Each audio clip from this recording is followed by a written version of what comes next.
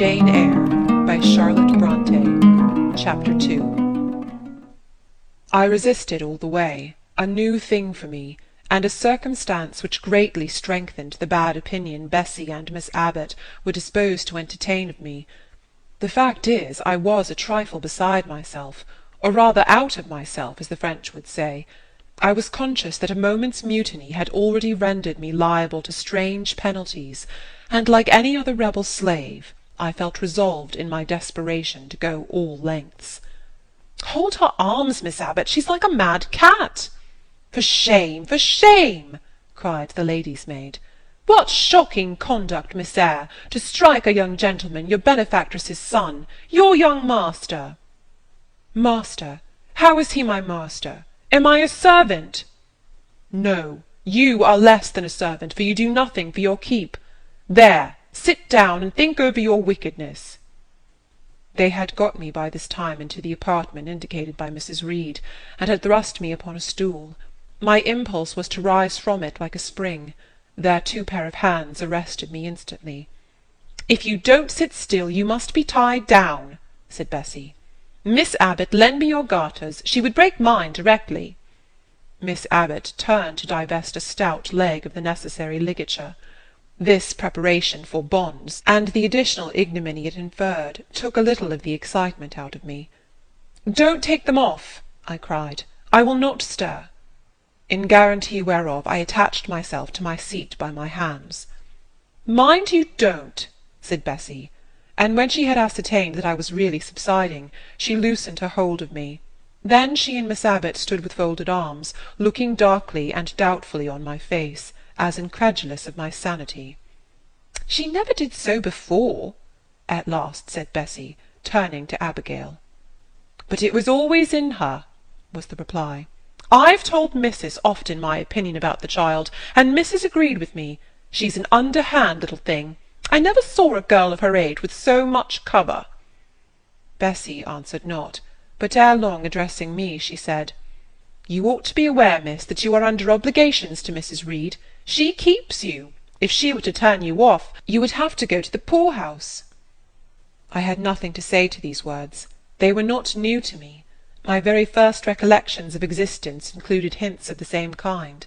This reproach of my dependence had become a vague sing-song in my ear, very painful and crushing, but only half intelligible.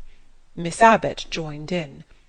"And you ought not to think yourself on an equality with the Mrs. Reed and Master Reed, because Mrs. kindly allows you to be brought up with them. They will have a great deal of money, and you will have none. It is your place to be humble, and to try to make yourself agreeable to them." "What we tell you is for your good," added Bessy in no harsh voice. "You should try to be useful and pleasant, then perhaps you would have a home here. But if you become passionate and rude, Missis will send you away, I am sure." "Besides," said Miss Abbot, "God will punish her. He might strike her dead in the midst of her tantrums, and then where would she go? Come, Bessy, we will leave her. I wouldn't have her heart for anything. Say your prayers, Miss Eyre, when you are by yourself, for if you don't repent, something bad might be permitted to come down the chimney and fetch you away." They went, shutting the door and locking it behind them. The Red Room was a square chamber, very seldom slept in, I might say never, indeed, unless when a chance influx of visitors at Gateshead Hall rendered it necessary to turn to account all the accommodation it contained. Yet it was one of the largest and stateliest chambers in the mansion. A bed supported on massive pillars of mahogany, hung with curtains of deep red damask, stood out like a tabernacle in the centre. The two large windows, with their blinds always drawn down, were half shrouded in festoons and falls of similar drapery. The carpet was red. The table at the foot of the bed was covered with a crimson cloth. The walls were a soft fawn colour with a blush of pink in it. The wardrobe, the toilet-table, the chairs were of darkly polished old mahogany. Out of these deep surrounding shades rose high, and glared white, the piled-up mattresses and pillows of the bed, spread with a snowy Marseille counterpane. Scarcely less prominent was an ample cushioned easy-chair near the head of the bed, also white, with a footstool before it, and looking, as I thought, like a pale throne. This room was chill, because it seldom had a fire. It was silent, because remote from the nursery and kitchen; solemn, because it was known to be so seldom entered. The housemaid alone came here on Saturdays, to wipe from the mirrors and the furniture a week's quiet dust, and Mrs. Reed herself, at far intervals, visited it to review the contents of a certain secret drawer in the wardrobe, where were stored divers parchments, her jewel casket, and a miniature of her deceased husband, and in those last words lies the secret of the Red Room, the spell which kept it so lonely in spite of its grandeur. Mr. Reed had been dead 9 years. It was in this chamber he breathed his last. Here he lay in state, hence his coffin was borne by the undertaker's men, and since that day a sense of dreary consecration had guarded it from frequent intrusion. My seat, to which Bessy and the bitter Miss Abbot had left me riveted, was a low ottoman near the marble chimney-piece. The bed rose before me. To my right hand there was the high dark wardrobe, with subdued broken reflections varying the gloss of its panels. To my left were muffled windows. A great looking-glass between them repeated the vacant majesty of the bed and room. I was not quite sure whether they had locked the door, and when I dared move I got up and went to see. Alas, yes, no jail was ever more secure. Returning, I had to cross before the looking-glass. My fascinated glance involuntarily explored the depth it revealed. All looked colder and darker in that visionary hollow than in reality, and the strange little figure there gazing at me, with a white face and arms specking the gloom, and glittering eyes of fear moving where all else was still, had the effect of a real spirit. I thought it like one of the tiny phantoms, half fairy, half imp, Bessy's evening stories represented as coming out of lone ferny dells and moors, and appearing before the eyes of belated travellers. I returned to my stool. Superstition was with me at that moment, but it was not yet her hour for complete victory. My blood was still warm, the mood of the revolted slave was still bracing me with its bitter vigour. I had to stem a rapid rush of retrospective thought before I quailed to the dismal present. All John Reed's violent tyrannies, all his sister's proud indifference, all his mother's aversion, all the servants' partiality, turned up in my disturbed mind like a dark deposit in a turbid well. Why was I always suffering, always browbeaten, always accused, for ever condemned? Why could I never please? Why was it useless to try to win anyone's favour? Eliza, who was headstrong and selfish, was respected. Georgiana, who had a spoiled temper, a very acrid spite, a captious and insolent carriage, was universally indulged.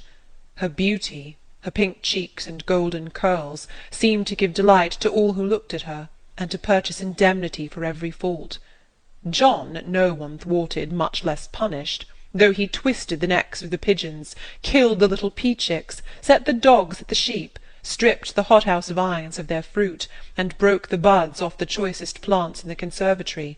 He called his mother old girl, too, sometimes reviled her for her dark skin, similar to his own, bluntly disregarded her wishes, not unfrequently tore and spoiled her silk attire, and he was still her own darling. I dared commit no fault. I strove to fulfil every duty, and I was termed naughty and tiresome, sullen and sneaking, from morning to noon and from noon to night. My head still ached and bled with the blow and fall I had received. No one had reproved John for wantonly striking me, and because I had turned against him to avert farther irrational violence, I was loaded with general opprobrium. Unjust, unjust, said my reason, forced by the agonizing stimulus into precocious though transitory power, and resolve, equally wrought up, instigated some strange expedient to achieve escape from insupportable oppression, as running away, or if that could not be effected, never eating or drinking more, and letting myself die. What a consternation of soul was mine that dreary afternoon! How all my brain was in tumult, and all my heart in insurrection! Yet in what darkness, what dense ignorance was the mental battle fought!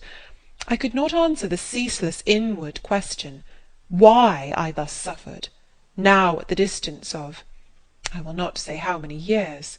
I see it clearly. I was a discord in Gateshead Hall. I was like nobody there. I had nothing in harmony with Mrs. Reed or her children, or her chosen vassalage.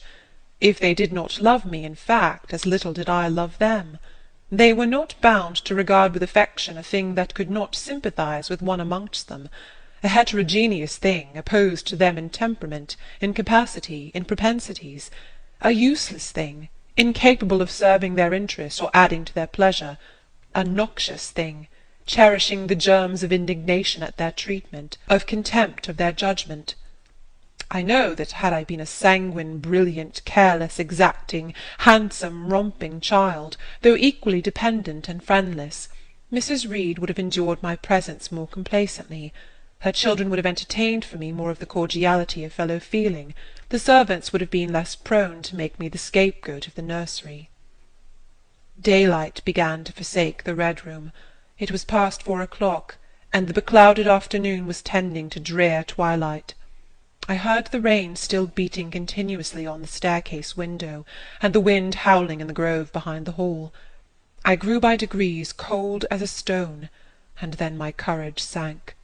My habitual mood of humiliation, self-doubt, forlorn depression, fell damp on the embers of my decaying ire. All said I was wicked, and perhaps I might be so. What thought had I been but just conceiving of starving myself to death? That certainly was a crime, and was I fit to die? Or was the vault under the chancel of Gateshead Church an inviting bourne? In such vault, I had been told, did Mr. Reed lie buried, and led by this thought to recall his idea, I dwelt on it with gathering dread. I could not remember him, but I knew that he was my own uncle, my mother's brother, that he had taken me when a parentless infant to his home, and that in his last moments he had required a promise of Mrs. Reed that she would rear and maintain me as one of her own children. Mrs. Reed probably considered she had kept this promise, and so she had, I dare say, as well as her nature would permit her. But how could she really like an interloper not of her race, and unconnected with her, after her husband's death, by any tie? It must have been most irksome to find herself bound by a hard-wrung pledge to stand in the stead of a parent to a strange child she could not love, and see an uncongenial alien permanently intruded on her own family group. A singular notion dawned upon me. I doubted not, never doubted, that if Mr. Reed had been alive he would have treated me kindly, and now, as I sat looking at the white bed and overshadowed walls, occasionally also turning a fascinated eye towards the dimly gleaming mirror, I began to recall what I had heard of dead men, troubled in their graves by the violation of their last wishes, revisiting the earth to punish the perjured and avenge the oppressed, and I thought Mr. Reed's spirit, harassed by the wrongs of his sister's child, might quit its abode, whether in the church vault or in the unknown world of the departed, and rise before me in this chamber. I wiped my tears and hushed my sobs, fearful lest any sign of violent grief might waken a preternatural voice to comfort me, or elicit from the gloom some haloed face, bending over me with strange pity. This idea, consolatory in theory, I felt would be terrible if realized. With all my might I endeavoured to stifle it, I endeavoured to be firm. Shaking my hair from my eyes, I lifted my head and tried to look boldly round the dark room. At this moment a light gleamed on the wall. Was it, I asked myself, a ray from the moon penetrating some aperture in the blind? No, moonlight was still, and this stirred. While I gazed, it glided up to the ceiling and quivered over my head. I can now conjecture readily that this streak of light was, in all likelihood, a gleam from a lantern carried by some one across the lawn. But then, prepared as my mind was for horror, shaken as my nerves were by agitation, I thought the swift darting beam was a herald of some coming vision from another world.